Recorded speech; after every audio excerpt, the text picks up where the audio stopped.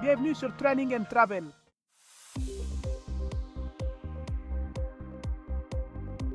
Le sujet de ce jour porte sur la question: c'est quoi la résidence permanente au Canada? Avant de développer le sujet, abonnez-vous, likez, activez la cloche de notification et partagez la vidéo au max. Un résident permanent du Canada est un individu n'ayant pas la citoyenneté canadienne qui a reçu la permission de vivre, étudier et travailler au Canada sans aucune limite de temps. Ce statut est contrôlé par l'Agence gouvernementale fédérale Immigration, Réfugiés et Citoyenneté Canada, IRCC. La sélection des candidats est effectuée dans le cadre de différents programmes d'immigration économique et non économique, gérés directement par IRCC ou, pour les immigrants souhaitant s'établir au Québec, par le ministère de l'Immigration, de la Francisation et de l'Intégration MIFI du Québec.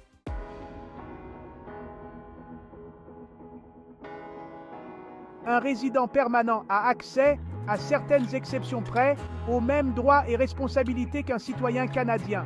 Il peut se prévaloir de toutes les libertés et protections conférées par la Charte canadienne des droits et libertés qui ne sont pas réservés aux détenteurs de la citoyenneté.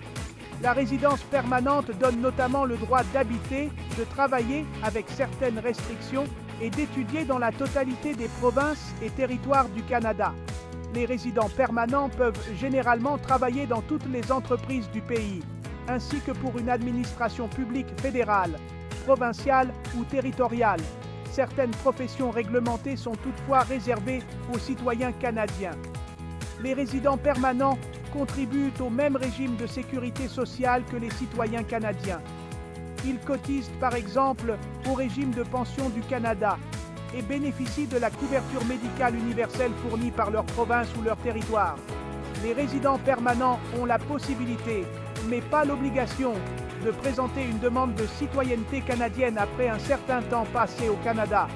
Certaines des modifications apportées par le projet de loi C-66 à la loi sur la citoyenneté, entrée en vigueur le 11 octobre 2017, ont porté cette durée minimale de présence physique au Canada à 1095 jours, 3 ans, au cours des 5 années précédant la demande, dont au moins 2 ans comme résident permanent.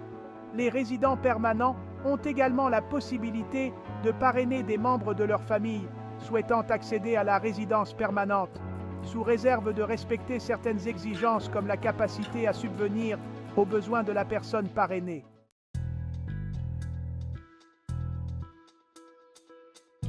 À la différence des citoyens canadiens, les résidents permanents n'ont pas le droit de voter aux élections ni celui de s'y présenter.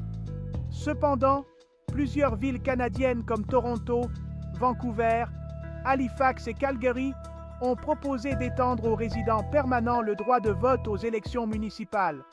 Les résidents permanents ne peuvent pas exercer certaines professions réglementées ni détenir certains emplois privés ou publics nécessitant des vérifications de sécurité approfondies. Ils ne peuvent pas non plus s'engager dans les forces armées. Les résidents permanents n'ont pas accès au passeport canadien et doivent donc voyager avec le passeport délivré par le pays dont ils sont citoyens.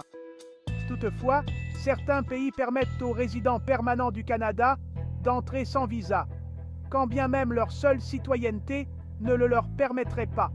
C'est le cas par exemple du Mexique et des Bahamas. Pour retourner au Canada à bord d'un moyen de transport commercial, avion, train, bateau ou autobus, les résidents permanents du Canada doivent être munis d'une carte de résident permanent ou d'un titre de voyage pour résident permanent, document à usage unique délivré par les bureaux diplomatiques canadiens à l'étranger. Les résidents permanents peuvent être expulsés du Canada s'ils commettent des crimes graves, alors que les citoyens canadiens ne peuvent faire l'objet d'aucune mesure de renvoi.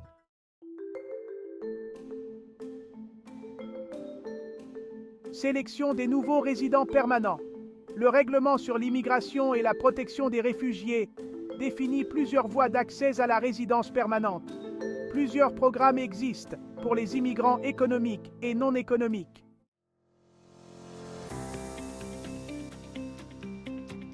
Immigration économique. Une partie des nouveaux résidents permanents sont sélectionnés en fonction de leur potentiel de réussite économique au Canada. Au 1er janvier 2019, Immigration, Réfugiés et Citoyenneté Canada propose les programmes d'immigration économique suivants. Le programme des travailleurs qualifiés pour les travailleurs souhaitant s'établir au Canada, mais ailleurs qu'au Québec.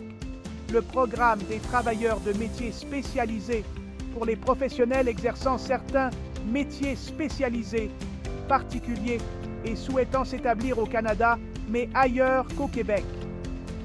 Le programme des candidats des provinces pour les immigrants économiques sélectionnés par les provinces, sauf le Québec, et les territoires, sauf le Nunavut, selon leurs propres critères.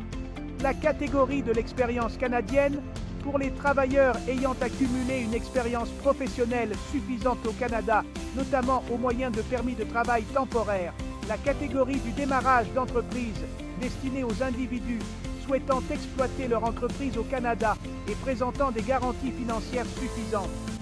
La catégorie des travailleurs autonomes qui s'adresse aux personnes envisageant de travailler à leur compte au Canada dans les domaines culturels et sportifs. Les catégories économiques du Québec.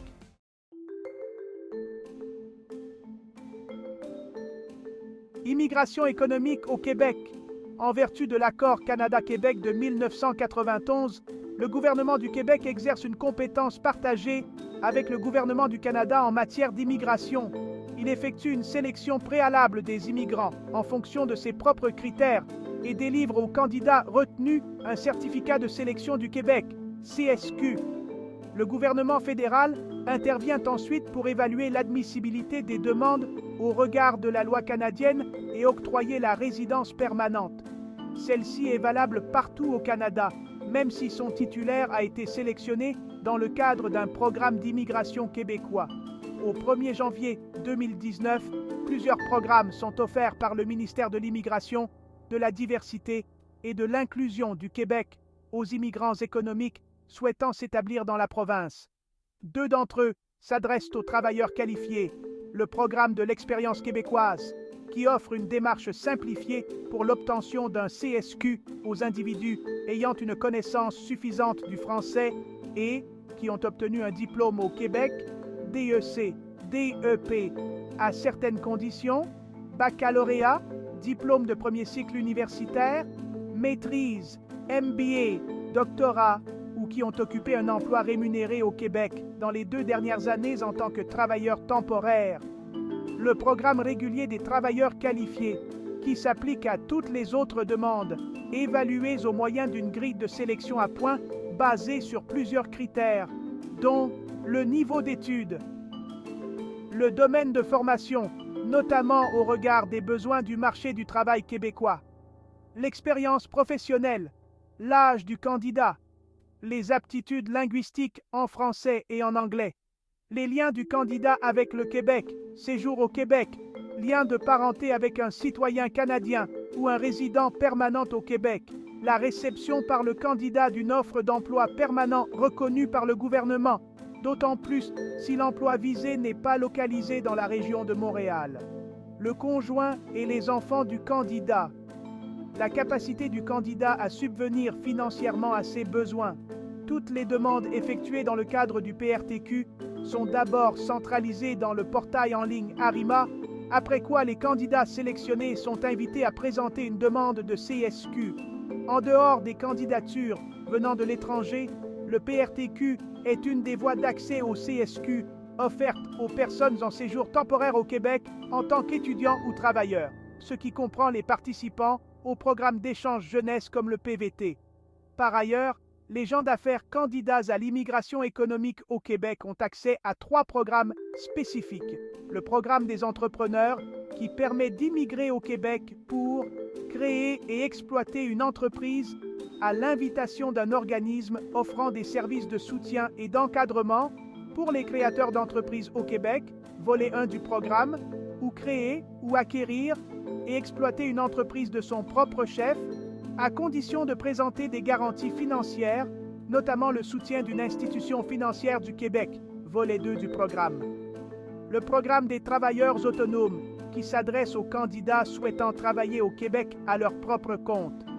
Le programme des investisseurs, destiné aux individus souhaitant s'établir au Québec, est disposé à signer, avec un partenaire agréé par le gouvernement, une convention d'investissement sur 5 ans pour une somme d'1,2 million canadiens.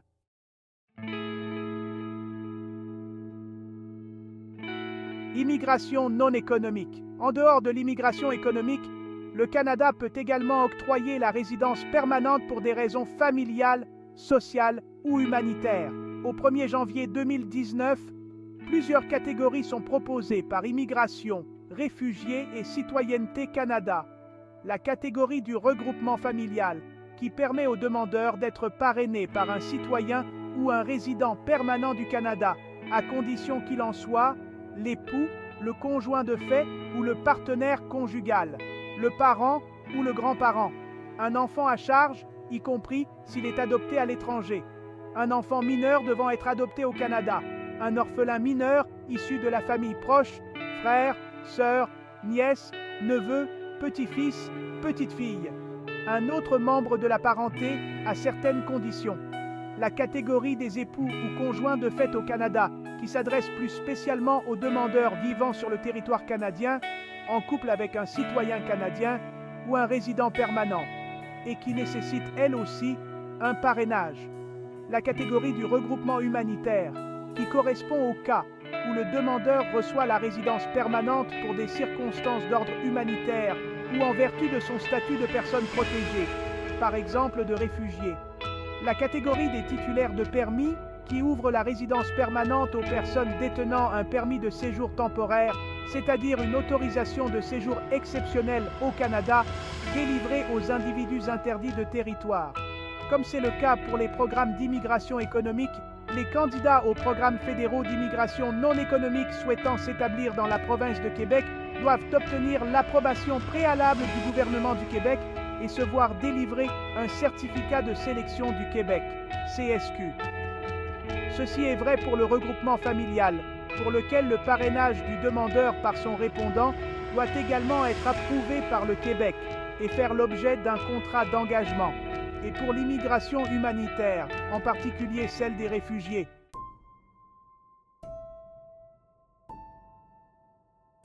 Maintien et perte du statut de résident permanent. Un résident permanent doit vivre au Canada pendant 2 ans par période de 5 ans, sans quoi il risque de perdre son statut. Le temps passé à l'extérieur du Canada en compagnie d'un conjoint de citoyenneté canadienne est compté dans le temps au Canada, ainsi que le temps passé à l'étranger à travailler pour une entreprise canadienne, pour le gouvernement fédéral ou un gouvernement provincial. Le statut de résident permanent n'est pas perdu si son titulaire oublie de renouveler sa carte de résident permanent, mais continue à respecter les exigences. La section 4 de la loi sur l'immigration et la protection des réfugiés, ci-après, la loi, prévoit que les résidents permanents peuvent se voir infliger une interdiction de territoire s'ils commettent des crimes graves, des actes menaçant la sécurité du Canada, espionnage, instigation d'un coup d'État, terrorisme, etc. Article 34. Des crimes contre l'humanité et des crimes de guerre. Article 35. Des infractions commises au Canada ou à l'étranger, passibles d'une peine d'au moins 10 ans d'emprisonnement, en vertu des lois fédérales du Canada. Article 36. Des infractions commises au Canada, pour lesquelles l'auteur a été effectivement puni d'une peine d'au moins 6 mois d'emprisonnement, alinéa 36, 1a. Des activités liées au crime organisé, article 37. Un individu qui ne respecte pas les exigences de résidence liées à la résidence permanente ou qui fait l'objet d'une mesure de renvoi perd sa résidence permanente, alinéa 46, 1b et c de la loi. Par ailleurs, toute personne qui acquiert la citoyenneté canadienne perd automatiquement son statut de résident permanent, alinéa 46, 1a de la loi. Un résident permanent peut renoncer volontairement à son statut s'il possède la citoyenneté ou la résidence permanente d'un autre pays. Si sa demande est acceptée, cette personne doit quitter le Canada ou demander un visa de résident temporaire.